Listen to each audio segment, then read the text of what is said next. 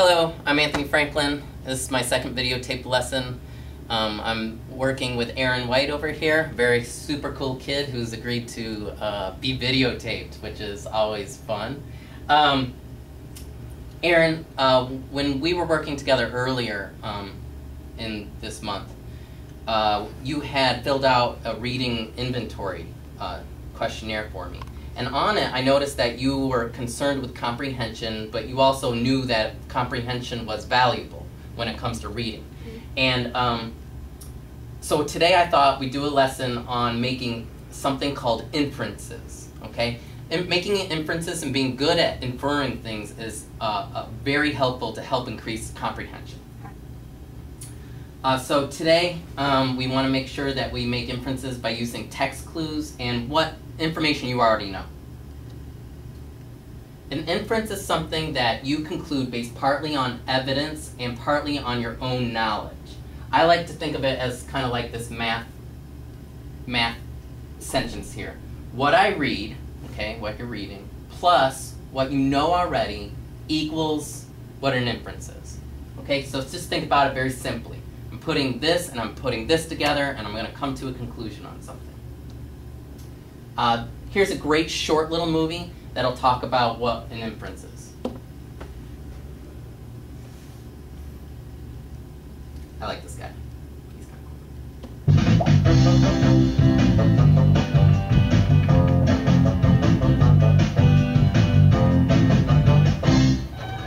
cool. You wrote a story?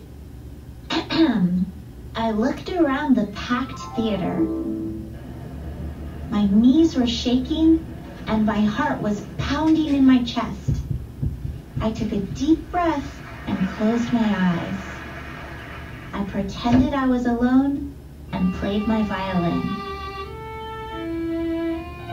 Great job, Moby.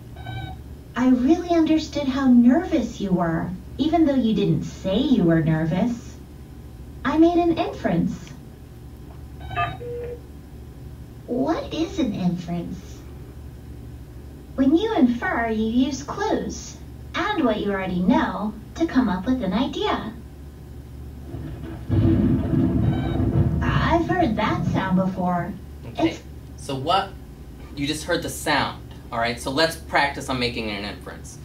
Because of the sound that just happened, what would you be able to infer? That there's a storm.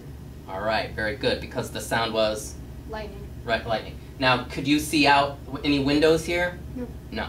But you took what you heard, okay, the evidence of the thunder, and kind of what you know when there's thunder, there's lightning and rain, things like that. All right, you did an excellent job. I wanted to go to not just a fictional story. Brags a lot and thinks he'll win the race. Clues tell you have to write inferences in all kinds of writing, not just fiction. So not just fiction, but when you're reading history, you can also do, or nonfiction. Cool, here's a book about sea turtles. Leatherback sea turtles lay their eggs on land. One leatherback can lay over 100 eggs. So let's think about that. A leatherback turtle, and this is real life, nonfiction story, lays over 100 eggs in one nest. What inferences might you be able to make about the fact that she lays so many eggs? That she is big, and yeah, leatherback turtles are definitely big. That most of them don't really survive, so the more they lay, the more likely that they'll survive. Perfect. That's perfect inference, okay? So you're really good at this. So I think we can move on. Let's read this together. We're going to take what you read, what you know, and what I infer. Will you read that out loud for me? Yes. The waves crashed against the beach. Thunder cracked and lightning lit the sky. The wind howled and bent trees over sideways. People put showers on their windows, bought supplies, and were ready. Okay, so what were the people expecting? A storm. Okay. Or a tornado. Okay. What did you read in here that would let you know that? That there that they were kind of like getting ready for something, like people put on their shutters and close their windows and bought supplies like water. Great, so that's what you read. Go ahead and click on the button. Awesome. All these things, shutters on windows, bought supplies, that's what you said.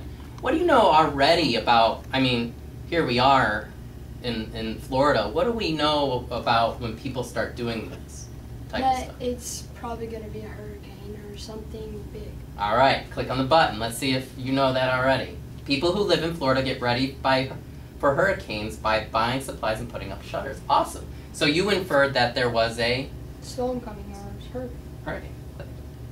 The people were expecting a hurricane. Awesome job. All right, very good. Let's practice one more time. The room was a mess. Pots and pans were piled in the sink. Drawers and cabinets were flung open. Chocolate chips, dotted the floor, and empty cartons were on a sticky counter. But the smell was delicious. What are we thinking is a reasonable inference to make? I know there wasn't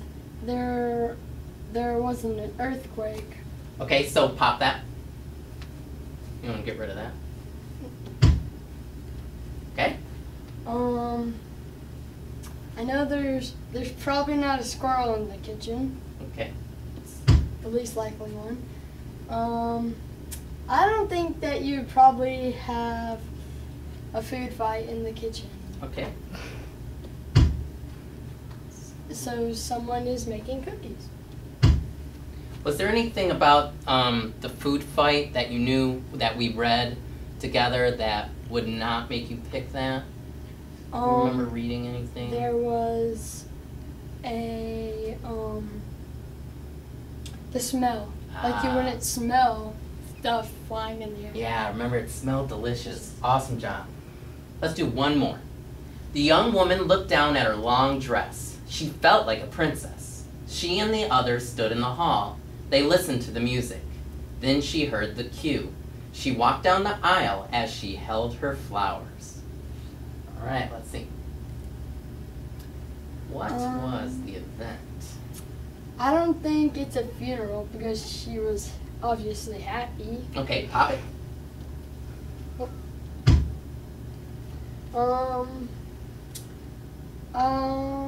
I don't really think it was a high school dance because there's usually no aisles. And homecoming probably wouldn't be it because, well, there's still no aisles, I don't think. Okay. I think it would be a wedding since she had flowers. Perfect. All right, another great job. I had put a couple more in here, but I think we're going to move on. You're doing just such a great job.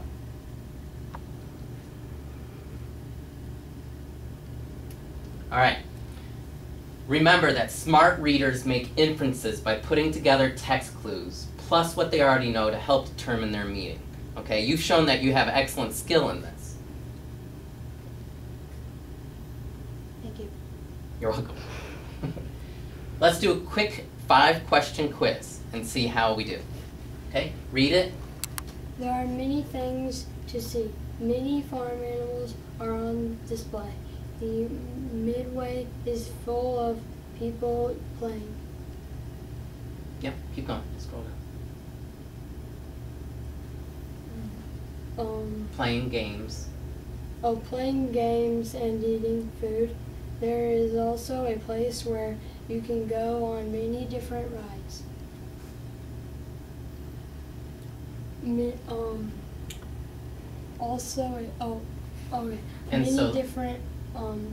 different rides. What is the place? Okay.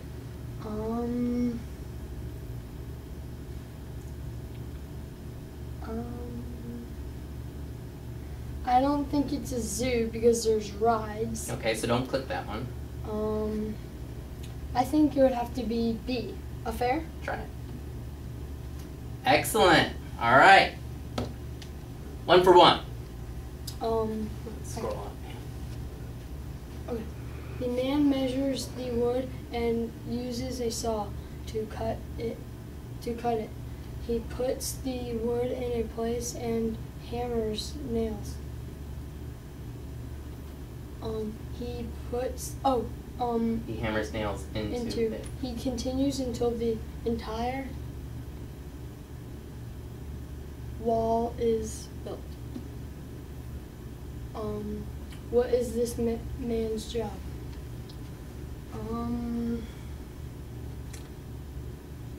I don't think it's any of these two. What's a foreman? Is it a... Good. A foreman is a man in charge of a construction site. Oh.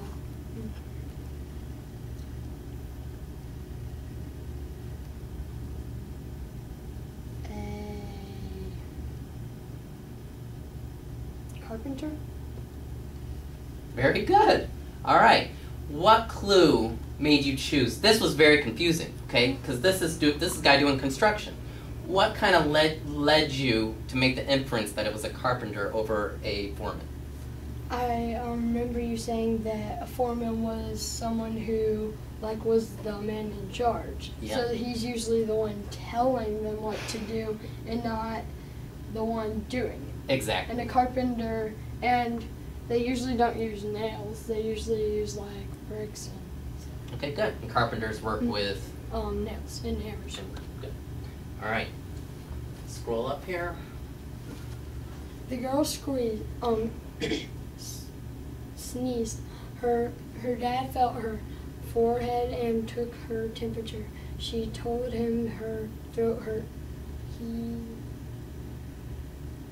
He pulled the blankets over her. He told her to try to sleep while he called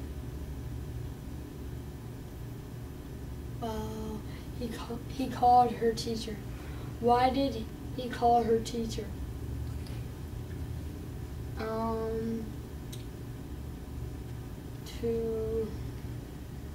To inform the teacher that she was sick.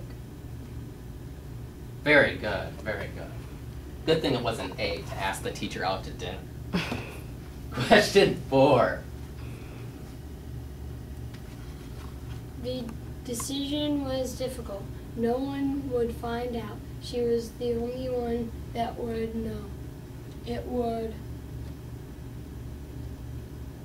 would guarantee her a good grade, but was it worth it?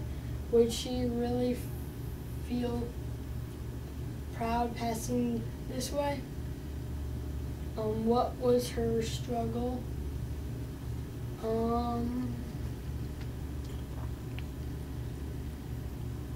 Whether doing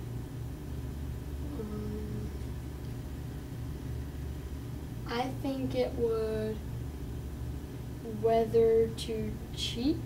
Try it. Excellent. All right, we're 4 for 4 going in. Oh no, we're 5 for 5. No, we're 4 for 4. Okay, 100%. Fantastic. And look, you are the master. Very good. Aaron, do you feel comfortable using what you read and what you know to make inferences? Yes. I knew some things about turtles, so if I read a book about turtles, I would already know some things about it, but I learned some new things. Awesome, awesome. I'm going to make an inference, and my inference right now is that you're a smart cookie. Thank you. All right, thanks.